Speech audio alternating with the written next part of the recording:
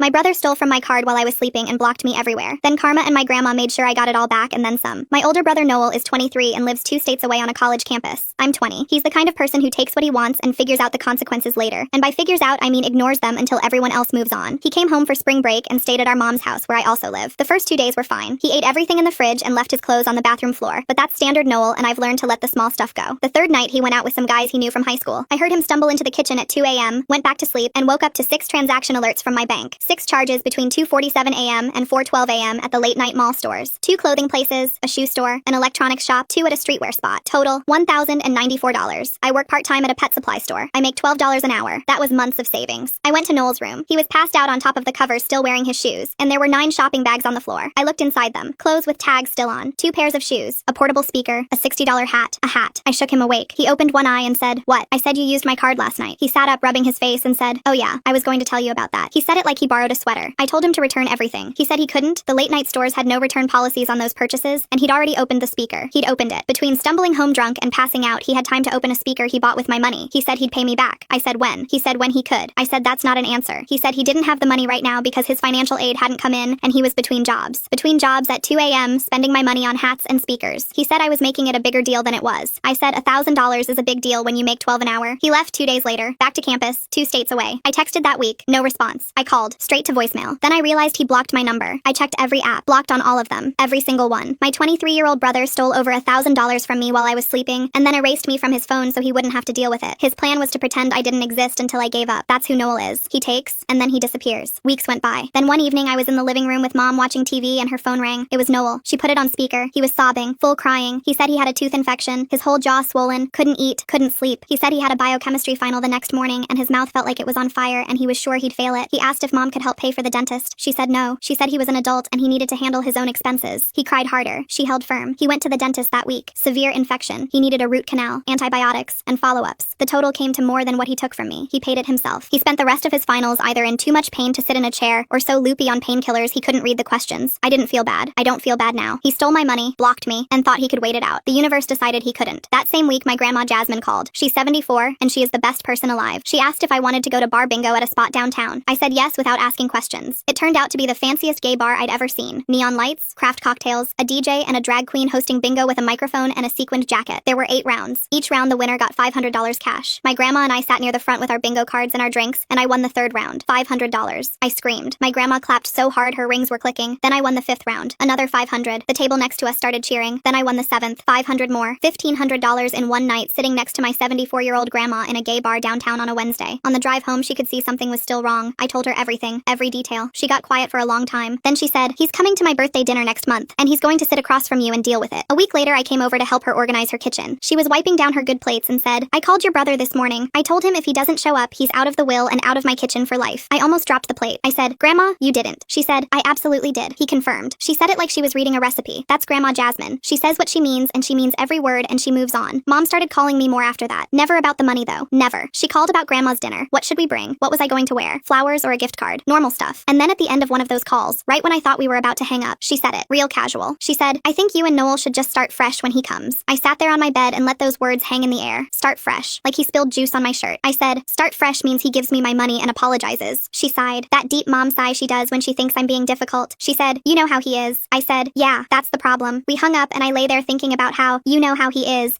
the sentence that has protected Noel his entire life. Everyone makes room for it. 3 days before the dinner, Mom called again. Her voice was careful, measured. She said, "Noel called me today. He wants to know if you're going to make a scene at Grandma's dinner." My chest got tight. Not because I was scared, because I was right. He wasn't coming to apologize. He wasn't coming with my money. He was prepping the battlefield. He called Mom first, on purpose, with the one question that would make her nervous. Not, should I apologize? Not, how do I fix this? Is she going to make a scene? He was framing me as the problem before he walked through the door. I told Mom, "I'm not the one who stole from somebody." She said, "I know, but can you please just keep it calm for Grandma?" I said, "I'll be calm, but I'm not pretending it didn't happen." There was a long pause. Then she said, "Okay," real soft, and she hung up. That night I called Grandma Jasmine and told her exactly what Noel said to Mom. She listened. Then she said, "Baby, you let me handle the seating chart." The day of the birthday, I showed up early to help. She'd set the table for 8. Nice tablecloth, the good plates, candles in the center, place cards at every seat handwritten in her perfect cursive. I picked one up and ran my thumb over the ink. She had used her fancy pen, the one she keeps in the drawer by the phone. I started looking at where everyone was sitting. She'd put me on her left, close enough our elbows would touch. She'd put Noel directly across from both of us. Not at the end of the table where he could hide. Not next to Mom where he could whisper. Right across from her and right across from me. No buffer. No shield. She was by the kitchen doorway with a dish towel over her shoulder. shoulder. She just winked. Didn't say a word. Didn't need to. The seating chart wasn't random. It was strategy. Family started arriving. Mom with a bottle of wine and a card. 2 aunts and an uncle. The house smelled like pot roast and garlic and something sweet baking in the oven. 20 minutes after everyone sat down, the door opened and Noel walked in with a gift bag and the biggest smile I'd ever seen on his face. Like he was the guest of honor. He hugged Mom first, the kind where he lifts her a little and she laughs. Then he hugged Grandma and kissed her on the cheek. Then he turned to me. I watched his energy shift for a second before the smile came back. He said, "Hey, that was it. Hey." Like the last time we spoke, he hadn't stolen over $1,000 from me. I said, "Hey," flat, no smile. I wasn't giving him the comfortable reunion he wanted. He sat down right where Grandma put him. Dinner started, and on the surface it was fine. The pot roast fell apart when you touched it with a fork. Everyone was eating and talking, and Noel was performing. Loud, charming, telling campus stories. Had Mom laughing so hard she almost choked on her wine. "Grandma, this is the best pot roast you've ever made. Grandma, you outdid yourself." Every joke calculated, stacking goodwill like chips so that if the money came up, everyone would already be on his side. Grandma Jasmine was eating calmly, nodding here and there, patient, like she was waiting for something. He was in the middle of a story about some campus cookout where the burgers caught fire, and Mom was shaking her head with that look she gets when she thinks Noel is the funniest person alive. When Grandma put her fork down, she set it on the edge of her plate, real gentle, folded her hands, and said, "Noel, did you pay your sister back yet?" The table went dead silent, like someone hit a mute button. The laughter cut off. The fork stopped. Noel's smile froze. He looked at Mom. Mom looked at her plate and started folding her napkin in her lap like it was the most interesting thing she'd ever seen. He looked back at Grandma. He cleared his throat and said, "We're working that out." She didn't blink. She said, "Working it out how? You blocked her on everything." His face changed. He didn't know she knew about the blocking. He thought this was just about the money. He tried to recover with a small laugh and said, "Grandma, it's your birthday. Let's not do this right now." She looked at him with those steady brown eyes and said, "It's my birthday, which means we do what I want. And I want to know when you're paying your sister back." Nobody moved. Noel looked at me like I'd handed her a script. I hadn't. I hadn't said a word all dinner. This was all her. Then he put his hands flat on the table and said, "Fine. Yeah, I used her card. I was drunk. It was stupid. But she's acting like I robbed a bank." Grandma said, "You took money from someone while they were sleeping. What would you call it?" The question sat there in the center of the table like a brick nobody wanted to pick up. He opened his mouth and closed it. He moved a piece of pot roast around with his fork. He pivoted. That's what Noel does. He turned to Mom and said, "You told me to handle it and I'm handling it." Mom's voice was tired, real quiet, almost like she didn't want anyone else to hear. She said, "You blocked her, Noel." I watched it land. He wasn't expecting it from her. His jaw tightened and he said, "Because she was blowing up my phone while I was trying to study. I had finals. Like blocking your own sister on every app you own is a normal study strategy." I spoke up for the first time. I said, "You had finals and $1,000 worth of new clothes you bought with my money." My voice was steady. I wasn't yelling. I was just stating a fact. He said, "I told you I'd pay you back." I said, "When?" One word. The same question I asked him the morning after he did it. The same question he never answered. He went quiet. He looked at his plate. He picked up his water glass and I could see his hand wasn't quite steady. Then his eyes got red. Not angry red. Crying red. His chin trembled and his voice cracked and he said, "Dad would never have let this happen." The room went still. Not quiet. Still. Our dad passed away 4 years ago. Cancer. 8 months from diagnosis to the end. 4 years. And I still can't open the closet in the hallway where Mom keeps his jacket without feeling it in my chest. 4 years. And Grandma Jasmine still sets a place for him at Christmas even though nobody sits in the chair. And Noel just pulled him into this. He used Dad's memory like a weapon. He said, "Dad would have helped me. Dad wouldn't have let his own family treat me like a criminal over a mistake." Mom started crying. Not loud. Quiet tears against her napkin. One of my aunts put her hand over her chest and looked away. The uncle stared at his plate. Grandma Jasmine's face didn't crumble. It hardened. Like something behind her eyes turned to stone. And for a second, I'm going to be honest, it almost worked. The whole mood had flipped. Noel was the one with tears now, and I was the dry-eyed sister who cared about money more than family. I could feel Mom building up to it. She was going to wipe her eyes and say, "Let's just drop it. Let's just enjoy Grandma's birthday." But Grandma Jasmine spoke first, like she was reading facts off a page. She said, "Your father would be ashamed of you right now." Noel's head snapped up. The tears were still on his face, but his eyes went wide. She kept going. "Not because you made a mistake. Because you stole from your little sister and then you hid from it and now you're using his memory to get out of it." Every word a stone in still water. Just truth, delivered by a 74-year-old woman who loved her son and missed him every day and was not about to let his oldest grandchild use his name like a get-out-of-jail card. Then she said, "Don't you ever bring him into your mess again." Noel's chin dropped. Whatever he was about to say next died right there on his tongue. Mom stopped crying. She pulled the napkin away from her face and looked at Grandma with wide, wet eyes. Grandma picked up her fork, real casual, and said, "Now, when are you paying her back?" Noel swallowed hard. He said, "I don't have the money right now." Quieter now. The real Noel, the one with nothing left to perform with. Grandma said, "How much do you have?" He rubbed the back of his neck. "About 300. After the dental stuff, that's pretty much it." She nodded once. "Then you give her 300 tonight and you set up a payment plan for the rest. Monthly, first of the month. You don't miss one." Like it was a recipe. Noel's mouth opened to argue. Grandma held up one finger. Just one. She didn't say a word. He closed his mouth. 23 years old, 2 states away, a whole big life on campus where nobody tells him what to do, and one finger from a 74-year-old woman in a small dining room shut him all the way down. He turned to me. He said, "You're really going to take $300 from me when I just paid for a root canal?" I said, "You really took $1,000 from me while I was asleep." He looked at his plate. No comeback. There wasn't one. Then Mom cleared her throat. She dabbed at her eyes one more time and said, "Maybe we could split it. I could cover part of what Noel owes so nobody has to struggle." I stared at her. This was the same woman who told Noel he was an adult when his jaw was swollen and he was crying about a dentist bill. Suddenly, when the expense was paying back the money he stole from her daughter, she wanted to open her wallet. She wasn't being fair. She was buying peace with my situation. Grandma turned her whole body toward Mom. She said, "Juliana, if you give him a single dollar, you're teaching him that stealing has a payment plan someone else covers. Sit down." Mom was already sitting. She sank low lower in her chair like gravity got heavier just for her. She folded that napkin one more time and didn't say another word. Noel pulled out his phone right there at the table. I saw his hands shake as he opened his banking app. He tapped send. A second later, my phone buzzed. $300. Transfer from Noel. He said, happy? I said, you still owe me $794. He watched himself do the math. He said, I know. Grandma picked up her water glass, took a sip, set it down, and said, first of every month, don't make me call you. Then she said, unblock your sister, right now, at this table. Noel stared at her. For a second, I thought he might push back, but Grandma didn't blink. She sat there with those patient, unmoving eyes. She had all night. She had the rest of her life if that's what it took. He picked up his phone again. He opened one app, tapped through the settings, unblocked me. Then he opened the next, unblocked me, then the next, and the next. One by one, app by app, right there at the dinner table in front of everyone. Every tap of his thumb was an admission. When he was done, he set the phone face down on the table and he didn't look at anyone. Grandma nodded. She said, good, now we're having cake. She pushed herself up from her chair and walked into the kitchen like she hadn't just held a courtroom at her own birthday dinner. The first of the next month came and I woke up before my alarm. I grabbed my phone off the nightstand before I even sat up. Nothing. Not a single thing from Noel. No transfer. No message. No missed call. I checked again at 10. Nothing. 11. Nothing. Noon came and went and my phone sat on the counter like a brick. Just silence. The same silence he gave me when he blocked me. Part of me wanted to text him. Part of me wanted to call and say where is it, but I didn't. I wasn't going to chase him. Not again. But this time I wasn't the only one watching. At 3 in the afternoon, Grandma Jasmine called. Before I could even say hello, she said, did he send it? I said no. She was quiet for half a second. Then she said, give me 20 minutes. And she hung up. No goodbye. I put my phone on the counter and wiped down the stove and kept looking at the clock. 15 minutes passed, then 16, then 17. At exactly 18 minutes, my phone buzzed. Transfer from Noel. $200. Then a text right after. From Noel. It said, Grandma just called me and told me if I miss a payment, she's giving my portion of the family photo wall to the thrift store. I read it twice. Then I almost laughed out loud standing there alone in my kitchen. Grandma Jasmine's hallway wall. If you've been to her house, you know that wall. The whole hallway from the front door to the back bedroom is covered in framed photos. Decades of them. Every grandchild's baby picture. Every school photo from kindergarten through senior year. Graduation caps and birthday parties and holiday dinners. Noel's first day of school. Noel blowing out candles on his 5th birthday cake. Noel in his cap and gown grinning so big you could see every tooth. His entire life framed and hung with nails she hammered in herself, stretching down that hallway like a timeline of who we were as a family. And Grandma Jasmine told him she'd take it all down and give it to a thrift store. She didn't go after his pride. She didn't go after his money. She went after his place in the family story. Not from her heart. From the wall where everyone who walked into her house could see he existed. Not guilt, not yelling, legacy, and it worked. The next month, the money came on time. I woke up on the 1st and it was already there. No text, no call, just the transfer. And the month after that, same thing. First of the month, every month. No conversation, just the numbers on a screen, just the debt getting smaller. Every payment was him saying, without words, that he knew what he did. The 4th month, the transfer came in like clockwork, and 30 seconds later, my phone buzzed again. A text from Noel. I opened it sitting on my bed with my coffee getting cold. It said, I'm sorry about what I did. I know it was wrong. I was embarrassed, and that's why I blocked you. That's not an excuse. I just wanted you to know. I read it 3 times. It wasn't long. It wasn't dramatic. There were no excuses buried inside it. It was simple, honest, and it was the first time in my entire life Noel had admitted he was wrong about anything, without someone standing over him making him say it. Nobody was at his apartment holding up one finger. Nobody called him 18 minutes before. He just did it, on his own. I sat with it for a whole day. Then I texted him back. I said, thank you for saying that. You still owe me $294. The typing bubble popped up. Then a laughing emoji came through. The crying laughing face. Then another text. I know, 1st of next month. The last payment came through on a Tuesday morning. I was at the kitchen table with a bowl of oatmeal and my phone buzzed. $294. The final transfer. Every single cent returned. The math was done. He didn't owe me anything anymore. That night I called Grandma. She picked up on the second ring like she always does. I said, he paid the last of it. She was quiet a beat. Then she said, good. Now he can stay on my wall. I smiled so hard my face hurt. Then I asked her something I'd been wondering about for months. I said, Grandma, would you really have taken his photos down? She didn't answer right away. I could hear her breathing on the other end. Then she said, baby, I had the frames off the wall before I even called him that first month. They were in a box by the front door. He just never came by to see it. I laughed so hard tears came out of my eyes. I had to put the phone down because my hands were shaking. My 74-year-old grandma had already taken the photos down. She didn't threaten it and wait. She did it first. She took every frame off that hallway wall, put them in a box, and set them by the door like a donation bag ready to go. And then she called Noel and told him what would happen if he missed a payment. She wasn't bluffing. She was never bluffing. The box was packed before she ever picked up the phone. That's Grandma Jasmine. She doesn't make empty threats. She makes promises, and she follows through. Noel figured it out just in time. The box of photos is still by her front door. She hasn't put them back up.